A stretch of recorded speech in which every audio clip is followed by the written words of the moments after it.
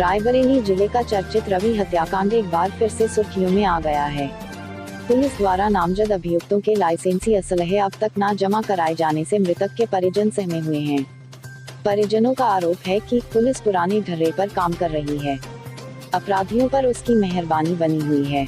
इसी का नतीजा है कि प्रदेश के मुख्यमंत्री योगी आदित्यनाथ द्वारा दिए गए निर्देशों के बावजूद मुलजिमों का हथियार अब तक जमा नहीं कराए गए हैं, जबकि मुलजिमों ने लगातार जमानत पर छूटकर आने के लिए पूरी ताकत लगाए हैं।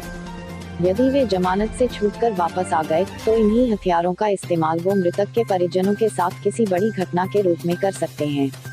मृतक रवि सिंह के बाबा रिटायर्ड शिक्षक वासुदेव सिंह चौहान ने हमारे संवाददाता से बातचीत करते हुए पुलिस प्रशासन पर गंभीर आरोप लगाए हैं। आपको बता दें कि कोतवाली महाराजगंज क्षेत्र के गांव महाबलगंज मजरे सिकंदरपुर के रहने वाले 22 वर्षीय रवि सिंह की हत्या विगत वर्ष 9/10 की रात थाना हरचंदपुर के गढ़ी खास गांव के पास लोहे के रॉड और नुकीले हथियारों से बेरहमी से कत्ल कर दिया गया था। मामले में आरोप सोनू ढाबा के मालिक सुरेश यादव सहित कई लोगों को नामजद किया गया था। मामले को लेकर जिला स्तर पर काफी हंगामा मचा था। लोमहर्षक हत्याकांड की गूंज प्रदेश सरकार तक पहुंची थी। मामले में मुख्यमंत्री योगी आदित्यनाथ से मृतक के परिजनों ने मुलाकात कर पूरी घटना की जानकारी उनको दी थी। सीएम ने पुलिस को मामले में कड़ी कार्यवाही करने तथा नामजद सभी मुलजिमों को गिरफ्तार कर जेल भेजने तथा कड़ी कार्यवाही करने का निर्देश दिया था।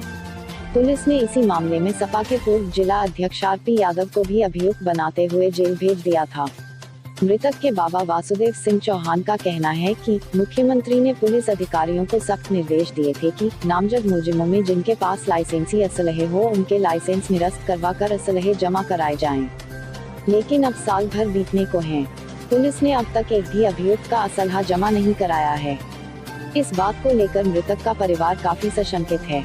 मृतक के बाबा वासुदेव सिंह चौहान ने हमारे चैनल को दिए गए बयान में आरोप लगाया है कि भले ही सरकार और पुलिस अपने आप को सक्षम बताएं, लेकिन उनके मामले से लगता है कि इस मामले के नामजद अभियुक्त पुलिस और सरकार से बढ़कर है, तभी तो पुलिस आज तक उनके असलहे ना तो निरस्त करा पाई है और ना ही असलहे जमा हुए। अब उनकी जान माल को भयंकर खतरा है। उन्होंने पुनः योगी आदित्यनाथ से गुहार लगाई है कि पुलिस प्रशासन को इस बात के लिए कड़े निर्देश दिए जाएं ताकि अभियुक्तों के असलहे और लाइसेंस निरस्त कराकर जमा कराए जाएं। आइए देखते हैं। SK इंडिया न्यूज के लिए रायबरेली से रजनीकांत अवस्थी के साथ मृतक के बाबा वासुदेव सिंह चौहान के साथ बातचीत के। दादा, सबसे पहले तो आप अपना परिचय दें। मैं वासुदेव सिंह चौहान, मृतक आदित्य प्रताप सिंह का बाबा। जानकारी ये आ रही है कि विगत 1 साल पूर्व आपके साथ बहुत दुखद घटना घटित हुई थी, जिसमें रवि सिंह की हत्या कर दी गई थी। सोनू ढाबा का नाम आ रहा है उसमें, और कुछ आरोपी उसमें जेल में भी हैं। जिसके बाद आप लोग मुख्यमंत्री योगी आदित्यनाथ के पास गए और उन्होंने आपकी बात सुनी। उसके बाद आदेश किया कि जो आरोपी लोग हैं उनके असलहे जमा करवाकर उनके लाइसेंस निरस्त किए जाए। तो इस मामले पर क्या कार्यवाही पुलिस कर रही है रायबरेली की, और आप लोग संतुष्ट हैं कि नहीं उसकी कार्यवाही से? पुलिस के कार्यों से बिल्कुल संतुष्ट नहीं हूँ जी। इतनी बड़ी घटना को अंजाम देने के बाद आज तक अभियुक्तों के असलहे नहीं जमा करा सकी पुलिस जी। सबसे पहला काम। जबकि माननीय मुख्यमंत्री महोदय से जब हम मिले थे और उसके बाद उन्होंने मेरे सामने ही फोन करके जिला प्रशासन को और उसको जो है वो किया था और तत्काल आवश्यक कार्यवाही के निर्देश दिए थे। लेकिन 1 साल से ज्यादा समय बीत गया है, आज तक अभियुक्तों के किसी भी अभियुक्त के असलहे नहीं जमा कराए जा सके। तो पुलिस की कार्यवाही से हम कैसे संतुष्ट होंगे? पुलिस तो अपने पुराने रवैये पे चल रही है। इतने बड़े हत्याकांड को जब वो दुर्घटना करार दे रही थी जी, माननीय मुख्यमंत्री जी से मिलने के बाद जी, तब पुलिस की जांच सही दिशा में चली और अभियुक्त गिरफ्तार हुई। गिरफ्तारी के बाद पुलिस ने जो है अपनी कार्यवाही समाप्त कर दी जी। आज तक कई बार मैं पुलिस अधीक्षक से जिला प्रशासन में माननीय डीएम साहब से भी मिला।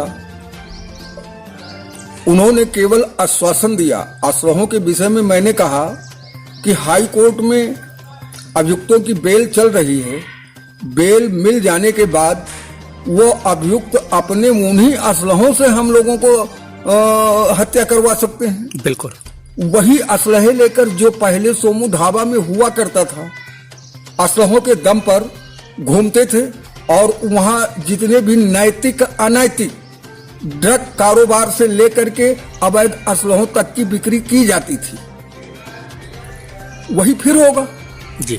तो हमारा लोगों का तो जीवन असुरक्षित है और हमको इससे मुख्यमंत्री के आदेश के बावजूद प्रशासन नहीं सुन रहा है, तो कहीं न कहीं प्रशासन माननीय मुख्यमंत्री जी के आदेशों की अवहेलना कर सकता है। हमको बड़ा दुख है, आत्मिक ग्लानि। ये कर सकता है या कर रहा है? कर रहा है जी, कर रहा है जी जी।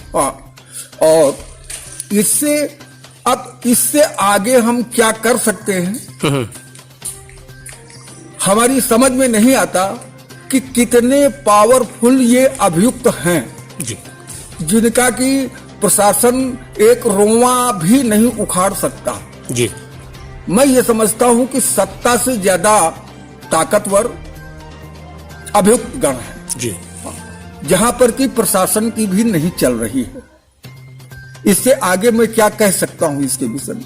मैं ये जानता हूं कि हम और हमारा परिवार असुरक्षित है और आत्मिक ग्लानि तो है ही है कि मुख्यमंत्री जी के आदेश के बावजूद आज तक जो है मतलब दोबारा उसके ऊपर कोई कार्यवाही नहीं हुई। अधिकारियों से मिलने के बाद भी पुलिस का पहला कर्तव्य ये था कि इतने बड़े वारदात को अंजाम देने के बाद लाइसेंस असलहे जमा कराकर लाइसेंस निरस्त किए जाने चाहिए थे। बिल्कुल।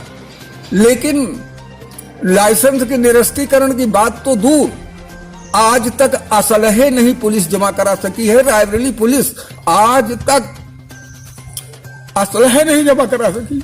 अच्छा, क्या मदद चाहिए प्रशासन से, आप लोगों को संतुष्टि हो इस मामले को लेकर? प्रशासन से हमारी यही मांग है कि इन अभियुक्तों के असलहे जमा कराकर उनके लाइसेंस निरस्त किए जाए। जी। पहली कार्यवाही जो पुलिस को करनी चाहिए, मैं दोबारा आपके माध्यम से, मीडिया के माध्यम से मैं ये मांग कर रहा हूं जी कि सभी अभियुक्तों के असलहे जमा हो और उनके लाइसेंस निरस्त किए जाए, ताकि दोबारा ये किसी दूसरे रवि की हत्या न कर सके।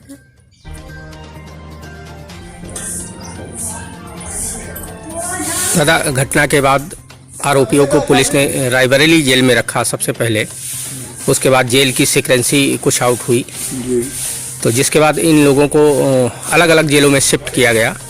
तो बरेली जेल में आरपी यादव को शिफ्ट किया गया। वहां से अभी मई या जून में एक ऑडियो वहां से लीक हुआ था, जिस पर आरपी यादव साफ तौर पर बात करता हुआ नजर आ रहा है। तो इस संबंध में क्या कहना है आपको कि जेल की भी सिक्वेंसी नहीं रही अब इस सरकार में? यही सबसे बड़ी दुख की बात है जी कि प्रशासन बौना हो गया है। जी। मैंने अभी पहले आपसे कहा ना जी कि इनका कद इतना ऊंचा है कि इनके सामने प्रशासन भी बौना हो गया है। जी। अब आप रायबरेली की घटना से लेकर बरेली जेल की घटना जो कि आपके संज्ञान में आ ही चुकी है कि एक जेल में रहते हुए हत्या मेन गैंग लीडर वो किस तरह जो है भूतपूर्व मुख्यमंत्री जी से भी बात करता है। बिल्कुल। तो इससे आगे अब हम आपको क्या कह सकते हैं? हम और हमारा परिवार बहुत सांसत में है, बहुत दुखी हैं कि शासन द्वारा कार्यवाही की नहीं गई, असलहे अब तक जमा नहीं कराए गए। जी। बार बार कहने के बावजूद भी हम तो ये मानते हैं कि इन माफियाओं के सामने शासन बौना है और लगता तो ऐसा है, हमें लगता तो ऐसा है कि शासन भाजपा का है, लेकिन उत्तर प्रदेश की जेलों में समाजवादियों का शासन चल रहा है। जी नहीं, इस ऑडियो से तो साफ जाहिर हो रहा है, एक तरफ जहां उत्तर प्रदेश के पूर्व मुख्यमंत्री अखिलेश यादव की साफ सुथरी छवि लोगों के चेहरे, लोगों के जहन में है, वहीं इस ऑडियो से ये लग रहा है कि कहीं न कहीं वो भी इन लोगों के साथ लिप्त हैं, क्राइम में लिप्त हैं, और हमेशा जो है ऐसे लोगों से बात करते हैं जो क्राइम से रिलेटेड रहे हैं। हम आपको इस विषय में इससे बड़ा सबूत और क्या दे सकते हैं? बिल्कुल। जब मेरे नाती की हत्या हुई, राजनैतिक पार्टियों के छोटे से लेकर बड़े नेता तक दरवाजे पर सहानुभूति में आए। जी।